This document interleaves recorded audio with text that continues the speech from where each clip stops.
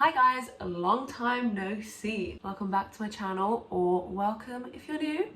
If you're new here, I make videos about ADHD and OCD, so if you're mentally ill, subscribe. Before I get into the video, make sure to follow me on TikTok if you want, and on Instagram, the same name, Adhdbaddie with a fat A. And if you're a girl, gay or non-binary, make sure to follow me on my main channel. Let's go, lesbians, let's go!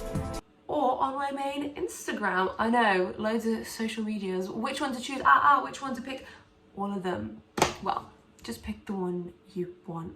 Today, I want to talk about the most important things I learnt from ERP therapy, and this video will be really useful for someone who's just going into therapy for OCD, or for someone who's in therapy and is kind of thinking, this is fucking hard, I want to give up. But honestly, it would be useful for anyone with OCD. I'm also kind of, like dishing out a few ERP secrets here and there.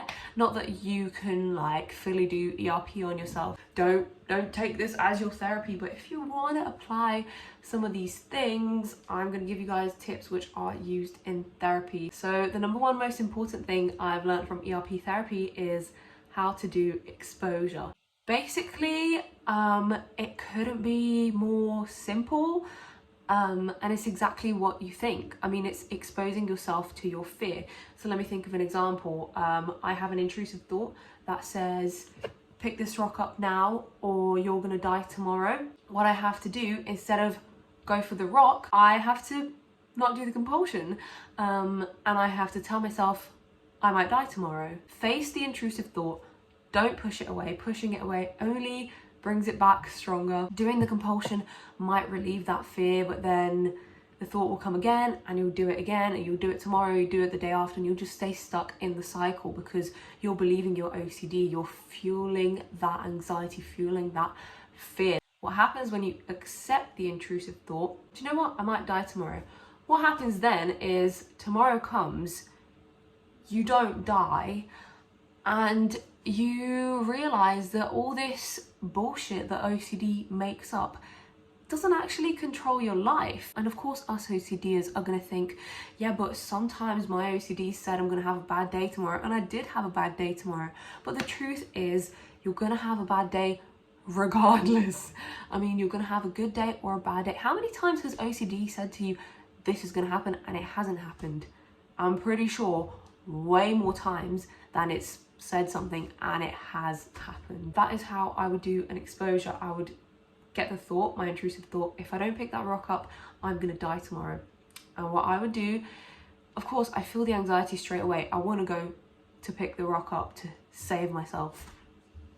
And when you think about it, like when you just come out of that OCD and you think about it, so you're saying if you pick up a rock, you're not gonna die tomorrow. Like how, it's stupid, okay? And I'm not calling your OCD stupid, but OCD in itself is irrational. So yeah, I'd feel the anxiety and I'd say to myself, yeah, I might die tomorrow. Do you know what? I might die tomorrow. Bring it on. And you have to do this because you need to feel that fear. This was going to be one of my other things, but I'm just going to put it in here. If you don't face your fear head on, you're never going to get rid of it. That's the only way you get rid of fears. Also, therapy for phobias, for any kind of phobia, is done by exposure. The way you'd go about doing exposures on Pure O is pretty much exactly the same. So, trigger warning, say I'm going to have explicit repeating pictures of a pedophilic nature in my brain, because that's, my OCD. This is the really hard and horrible part. Of course we want to push those away straight away, and of course we are disgusted by them, but the way to do the exposure is to let them be and just say, okay, that's fine, and carry on with your day. If they come back and they pester you, it means that you're not really fine with the picture. And I know this might be absurd to someone, and you're probably like, but I don't want to be fine with that. I don't want to be fine with that. Well, you have OCD. Do you want to overcome it? Yeah. Being okay with an intrusive thought doesn't mean you like it, doesn't mean you want it. It just means that you're a person and you have OCD and you have intrusive thoughts, and this is the way of dealing with them. It's the response that you have afterwards. It's the mental compulsion of pushing it away, of ruminating. Oh my god, did I do something bad in the past? Is this why I'm getting all these intrusive thoughts? Exposure and response prevention. So it's the response that keeps the cycle going. I hope I explained that well. Like I'm not an expert on it. I'm still in therapy. I have a few sessions left to go, and when I've wrapped up, I will do some more videos on it. But yeah, let's move along. The next most important thing that I've learned, other than actually doing the exposure, which I can do on all of my themes, it works for any theme, just right OCD, POCD, harm OCD, any OCD. So the next thing I've learned is that accepting uncertainty is key. Accept uncertainty. It kind of links to the first one, of course it links, but if you have false memory OCD and you're wondering, did this happen in the past? I need to find out if this happened. Is this memory true or not? You have to let that go. You have to be okay with not knowing. And if it's something that's bugging you that much, then I really do suggest you go to therapy and you talk about that false memory, because that's the only way I got over mine. It's not, you know, completely like, oh yeah, fine, like it still like hurts a little bit when I think about it. It still bugs me like the tiniest bit, but nowhere near. It's not on my mind 24/7. It's not even on my mind like 3% of the time. Like, yeah, I say maybe it's on my mind 3% of the time, whereas it used to be on my mind, in the back of my mind, like all the time. But yeah, accepting uncertainty is very important. Accept the uncertainty that you might die tomorrow if you don't do this thing.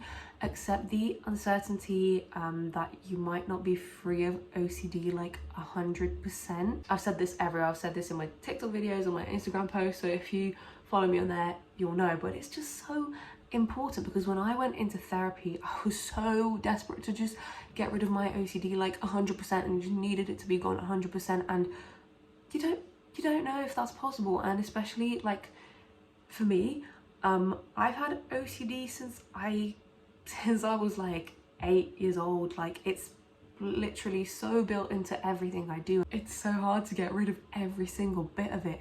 So getting angry if the tiniest little bit of OCD remains is not going to help you, because that's going to fuel the OCD. You're going to feel guilty for having intrusive thoughts, and then that's just going to fuel it more. You can have OCD and be happy. You can experience intrusive thoughts and have a good life. Most people in the world experience intrusive thoughts. Of course, it's different when you have OCD, but just so you know, a little fact for you. But yeah, honestly, once I accepted that fact, once I accepted the uncertainty in every way, whether that be about, oh, I want to kill my OCD 100%, I don't care. All I care about is just getting better. Accept the uncertainty about your obsessions. Shit, if I close my eyes at night, I might see my dead grandma like hovering over me. That's one of my fears. Yeah, I might. And what if I meet my dead grandma? And what? Yeah, it's scary to me. But do you know what? Who cares? Like, what is life anyways? And I'm not gonna start going into existential OCD, but yeah, like, what is life anyway? So what if that happens? Like, so what if I have a fear and my fear comes true? Then it is what it is. Do you know what I mean? Do you get where I'm going with this? When you put these things into action as well, you're gonna be proud of yourself, okay? It's cringy, but you're gonna be proud of yourself. Well, it's cringy for me, because I've never been more proud of myself than I am like right now, than I have been recently, because I've always been such a scared person, scared of everything. And really, to conquer OCD, you have to be fearless, or not necessarily be fearless, but you have to want to go for it. You have to face your fears head on. That leads into my next point. You need to want to get better. There were points along my therapy journey where I was like, oh, but I don't want to get rid of my just right OCD, because it makes me get things perfect. I mean, it makes me do things nicely, and it makes me do them right. It's weird because I didn't think that would be the case, but you know, I definitely snapped out of it straight away, and was like, no, OCD is ruining my life. Like, I don't need to spend like fucking 30 minutes sweating trying to get something parallel. Like, I don't need to. It's okay if it's not 100% parallel. So yeah, whatever thoughts you have that OCD is protecting you or is doing you good, truly, when you truly think about it, you know it's not. And it's okay to want things your way. It's okay. Like, I'm a perfectionist, and you know, being a perfectionist is not synonymous, is that the right word, with OCD, but it's quite likely if you have OCD that you're a perfectionist. But you need to draw the line and understand when OCD comes in, when that voice tells you that there's going to be a consequence if you don't do this, or when you have that feeling that you just need to do this, you just need to do this and then you'll feel better. You need to want to push past that. You need to want to push past the OCD. You need to want to get better. That's kind of an obvious one, but it's worth saying it. And last but not least, expect to have ups and downs. My therapy journey was actually like quite surprising to my therapist, because in the first like 6-7 sessions I was improving like this. Ooh, no. I was improving like this. Like, it was crazy. I went in there with OCD controlling me like 95% of the time, and in like 7 sessions it had gone down to 40%. Like, it was crazy, but that's because I was putting the work in and I was applying the exposures he was teaching me on one thing. I was applying them to everything. But now I've had to extend my therapy because I had relapses of OCD and I had other forms of OCD coming back up, and that might happen when you're in therapy. And don't be disheartened by that. Don't think, oh, like, I've done all this work and look what's happening now, because that's definitely how I felt for a bit. But OCD is complicated. I've had so many themes. Of course I couldn't, I've had this for more than half my life. Of course it's not going to go away in like 6-7 weeks. And no matter how much I have to keep working at it, I'm so much better. I'm already so much better than I was before, and so much happier, and I have so much more time to live my life. Like, honestly, there's been points where I've been like, right, what do I do with my life now that I don't like have OCD bugging me 24/7? Like, I have more time in my life to do stuff. I can be more happy about things in the moment, and I can get intrusive thoughts, even the most horrible ones, and do exposure on them in the moment, and I don't need to feel guilty, and I don't need to feel like, oh my god, if people knew what was going on in my mind, like, they'd think I'm a weirdo. I don't feel like that anymore.